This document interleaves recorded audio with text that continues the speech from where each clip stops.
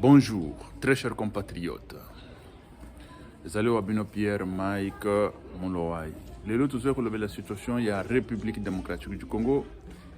Makambo ezole kanakati ya République démocratique du Congo. Mais ici là, ça est en train de tomber. C'est la neige, ça est en train de neiger. Regardez. Ça est en train de neiger là. Bon, et voilà, c'est ça. C'est comme ça. Bon, on va parler sur la situation, la première des choses, la déclaration de Mouzitou, candidat à la présidence. Il a dit, il est candidat à la présidence, mais il n'a pas donné son programme. Il a dit, il va donner son programme après. Bon, Token de Kolobela, oh là là, la neige. La neige, voilà. Et il va parler, il va, Bakolukasoki, candidat Moko, une histoire comme ça. Bon, alliés, ils vont chercher des alliés et tout ça. Et c'est ce que Moïse Katumbi a déclaré. Et quoi, Mouzito, pardon. Bon, Moïse Katumbi aussi, il n'y a pas encore eu de programme. On n'a pas vu de programme de Moïse Katumbi. Parce qu'on parle de Moïse Katumbi, mais Moïse Katumbi sans programme. Sans quoi? Et comment on relève le pays? On ne relève pas le pays avec 2 kilos de viande d'aide qu'on est en train de donner à quelqu'un, 2 kilos de viande. C'est ça, hein? C'est ça qui va relever le pays. Mais non, ce n'est pas ça. Et voilà. Et on va parler aussi de beaucoup de choses là. On va parler de la sécurité dans l'est de la République démocratique du Congo. La sécurité, la situation sécuritaire dans l'est de la République démocratique du Congo, Makambole Tutsi. Bon, quand on parle de massacre des Tutsis, tel que dit les Tutsis, pas les Tutsis, de Tutsis qui résident au Congo, mais non. Paul Kagame, avec le sien, ils sont en train de mentir à gauche, à droite. Non, on tue les Tutsis. On n'a jamais tué les Tutsis au Congo. Moi, je ne connais pas de sépulcres ou de tombeaux de Tutsis tués au Congo. Et quand? Quand? Je n'en connais pas. Mais le massacre de Tingi-Tingi, on connaît que... Parce qu'il faut commencer à préciser des choses. Parce que quand on parle de massacre de Tingi-Tingi, on a tué des Congolais qui étaient là et des Rwandais. La plupart qu'on avait tués, c'était des Rwandais. C'était des Tutsis Rwandais qui étaient entrés en République démocratique du Congo pour tuer ses compatriotes rwandais, qui n'étaient pas de leur ethnie. C'est le massacre de Tingi-Tingi. Et ça, on va le laisser comme ça, non? Parce que Paul Kagame, il est devenu qui? Dieu sur cette terre. Et il n'y a personne qui est Dieu sur cette terre. Et il faut finir avec ça. Ça, c'est clair. Ça, c'est clair. Il faut finir avec ça parce que ce sont des crimes contre l'humanité. Et ces crimes contre l'humanité, on ne peut pas laisser vos crimes contre l'humanité parce que Paul Kagame est en train de satisfaire un groupe d'individus avec, je ne sais pas, avec le coltan, avec je ne sais pas quoi, l'or de la République démocratique du Congo et le coltan de la République démocratique du Congo. Mais non, mais non. Ça, c'est NON. Nous devons lutter tous, Congolais, la main dans la main, pour pouvoir bondir ou rebondir la vérité sur la surface. Parce que la vérité est là et tout le monde presque sait la vérité. Mais il faut insister pour pouvoir dire que non, vous n'avez pas le droit de cacher la vérité. La vérité doit être dite, la vérité doit être proclamée et la vérité doit être aussi respectée. Et voilà la situation de la République démocratique du Congo. Mais ici où je suis, il y a le vent de neige, il y a, c'est le vent de neige. Hein. Regardez, hein.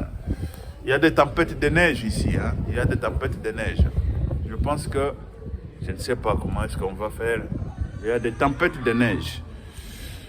Voilà, je me suis abrité, mais cet abri, voilà. Voilà la situation. La situation, c'est ça. La situation de la République démocratique du Congo. Dans l'Est, la situation sécuritaire. Bon. Si aujourd'hui on parle des candidatures, on commence tout d'abord par la candidature à la présidence. Candidature présidentielle 2023. On parle de candidature présidentielle 2023. Les programmes. quand on vous parle des programmes, moi je suis gestionnaire de formation. Je suis gestionnaire de formation, je sais de quoi je suis en train de parler. Parce que Mozito, il a parlé quelque chose un peu de très important, au moins dans une seconde là. Il a parlé quelque chose de très important et puis il est passé, il a commencé à parler de, voilà, il a commencé à parler d'autres choses. Il a dit, on ne peut pas voter quelqu'un pour voter ou on ne peut pas changer quelqu'un pour changer. Ça, c'est Mozito qui a dit. On ne change pas personne, on ne change pas quelqu'un pour changer. On a déjà changé combien de présidents en République démocratique du Congo? Qu'est-ce qui a changé? Et on a, quand on dit on a déjà changé combien de présidents, ça veut dire qu'on a déjà changé plusieurs individus ou plusieurs personnalités à la tête du pays. Mais il faut voter quelqu'un, c'est par rapport à son programme. C'est ça que Mozito a dit. Et c'est ça que moi j'ai toujours dit. Mais écoutez, Moïse Katumbi, il vient sans cahier de charge. Non parce que je suis Moïse Katumbi.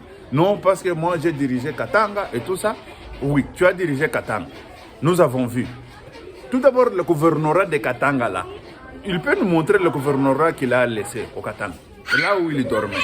Là où il dormait, aujourd'hui, quand on parle du gouvernorat de Katanga ou du Haut-Katanga, c'était ses prédécesseurs qui sont venus construire, je ne sais pas, il y avait, je ne sais pas si c'était comme ça, un étranger, une histoire comme ça. Hein?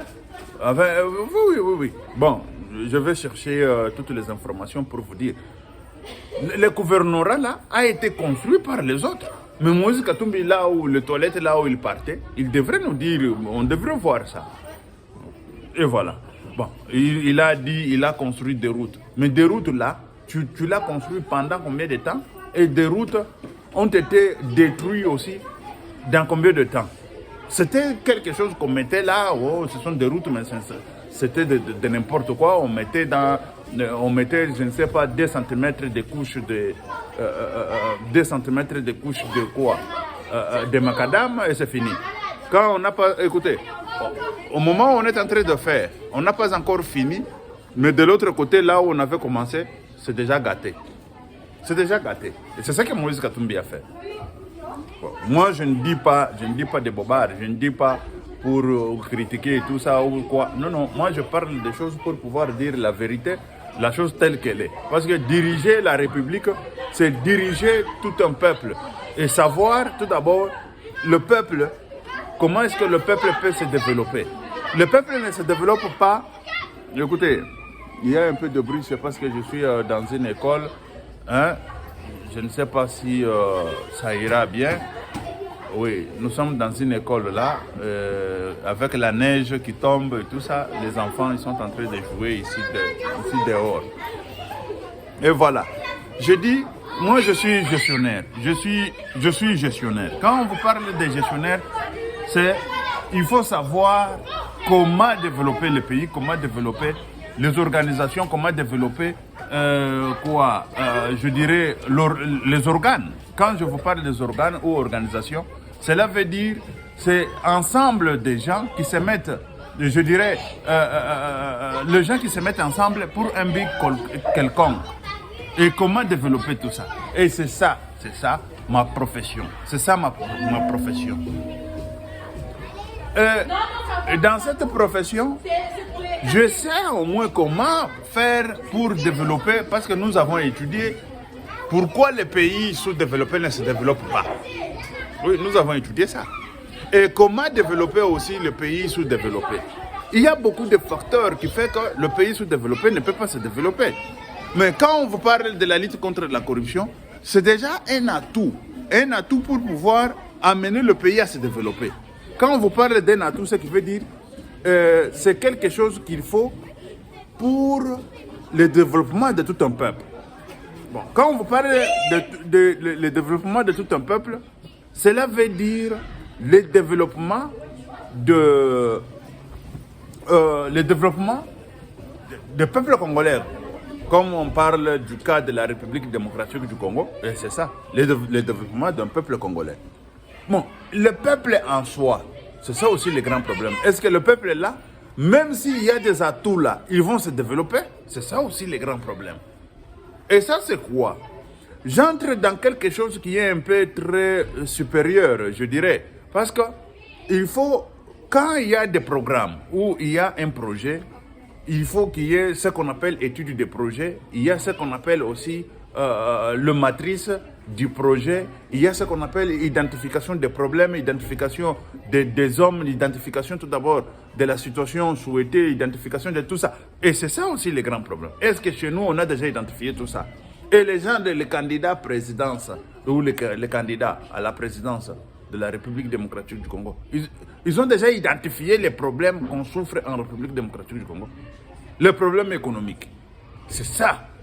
Ça, je vais en parler parce que c'est quelque chose de très vaste. C'est quelque chose de très vaste. Ça, on parle sur la situation économique, mais la situation aussi sécuritaire dans l'Est de la République démocratique du Congo. Est-ce que nous avons un président, c'est lui qui se porte garant à la présidence? Il y a des gens avec des couilles pour pouvoir attaquer Paul Kagame, pour pouvoir finir avec Paul Kagame, parce que la situation dans l'Est de la République démocratique du Congo, ça ne peut pas finir avec la négociation. Mais non, ça ne peut pas finir avec la négociation. Parce que le président Félix Antoine Tshisekedi Tshilombo, il a déjà essayé avec la négociation à gauche à droite. Il a approché Paul Kagame pour pouvoir finir la situation de l'Est de la République démocratique du Congo. Mais ça n'a pas fini. Parce que Paul Kagame, il s'enrichit avec les troubles de la République démocratique du Congo. Il construit son pays avec les troubles de la République démocratique du Congo. Et c'est là, ça prouve directement que ça ne peut pas finir tant que Paul Kagame est au pouvoir. Au Rwanda, c'est là ça ne peut pas finir. Mais qui a tellement de couilles pour pouvoir dire non, écoutez, on va finir avec Paul Kagame?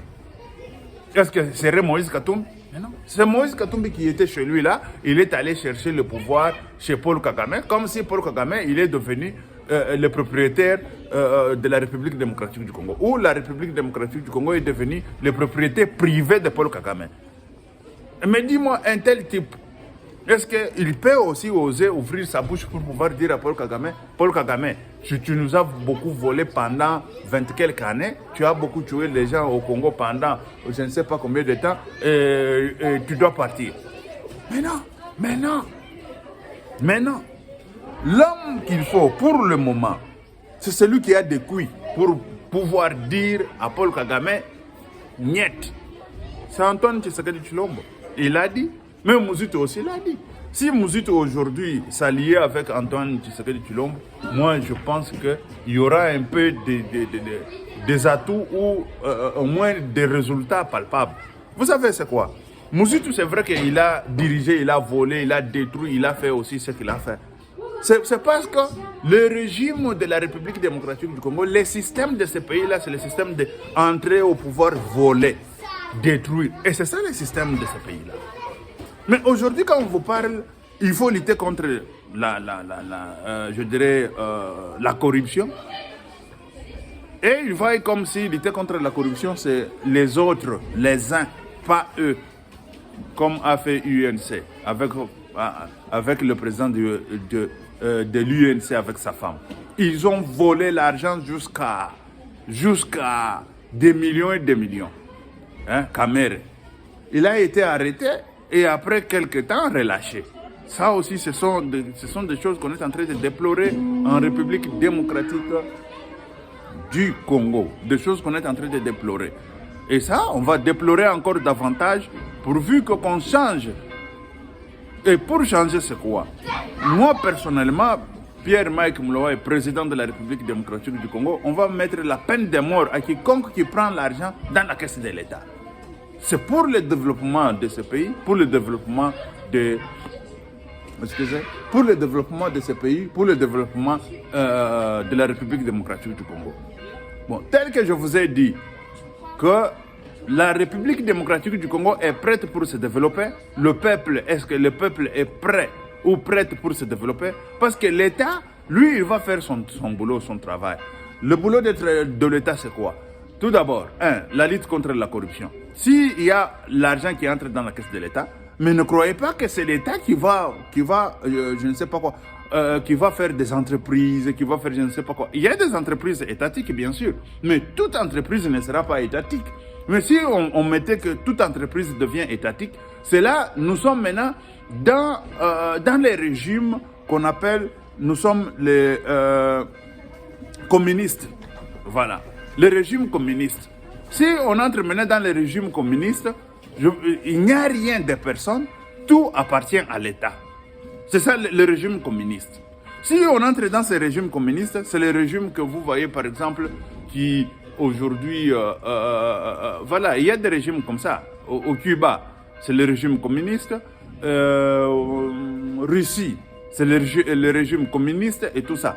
Mais si on entre dans ces régimes, seraient d'autres régimes. Et le peuple aussi s'attendait que l'État, c'est celui qui va tout faire. Mais non, l'État est là pour aider le peuple de pouvoir créer des entreprises, de pouvoir se développer. Parce que quand le peuple se développe, c'est l'État qui se développe. Parce que quand le peuple se développe, ce sont eux qui vont payer les impôts, qui vont contribuer et tout ça. Lorsque le peuple est riche, l'État aussi devient de plus en plus riche. Mais lorsque le peuple est pauvre, l'État aussi devient de plus en plus pauvre. Parce que le contribuable ne contribue pas parce que c'est un contribuable pauvre. Ça, ce sont des atouts qui font que le pays se développe. Mais quand l'État aujourd'hui, par exemple en République démocratique du Congo, il dit non, on va construire des routes. Mais quand on construit des routes, c'est pour aider les opérateurs économiques de pouvoir transporter leurs biens. Et bon, je dirais la communication, quand on parle de la communication, il y aura des gens qui ne vont pas comprendre de quoi il s'agit. Ils pensent que la communication, c'est seulement parler au téléphone, l'autre est là. Non, non. Quand on parle de la communication, ce qui veut dire il y a au moins des déplacements ou des déplacements de biens, de gens et de leurs biens. Voilà, faciliter les déplacements de gens et de leurs biens. Ce qui veut dire les commerçants, les opérateurs économiques à gauche, à droite et tout ça. Il achète ici, il va vendre là-bas et tout ça. Voilà. Quand on vous parle de routes, on vous parle déjà par exemple des avions, et on vous parle des trains et tout ça. Quand la communication est bien assurée en République démocratique du Congo ou dans un pays, les opérateurs économiques continuent. Les opérateurs, pardon, excusez, parce que la neige, je regarde là, la neige, vous voyez que c'est, voilà, ça c'est une parenthèse, nous sommes dans la neige, voilà. Les opérateurs économiques, ils vont bien travailler, ils vont faire pour se développer, pour développer leurs entreprises et pour développer leurs... Chez nous, souvent, nous avons de petites moyennes entreprises qu'on appelle PIM. Ou PIMES, ici on appelle PIMES, ou PIM. Les PIM là doivent se développer pour être maintenant de grandes entreprises. Et c'est ça qu'il faut lutter. Et pour lutter contre tout ça, c'est ça aussi le grand problème. Ok, je vais revenir, très chers compatriotes. Comme je suis là dans une école, peut-être que je suis en train de déranger les écoliers qui sont déjà dans la classe, dans la salle de classe. Mais je veux revenir sur la même situation pour pouvoir expliciter. Ok, merci. Ciao.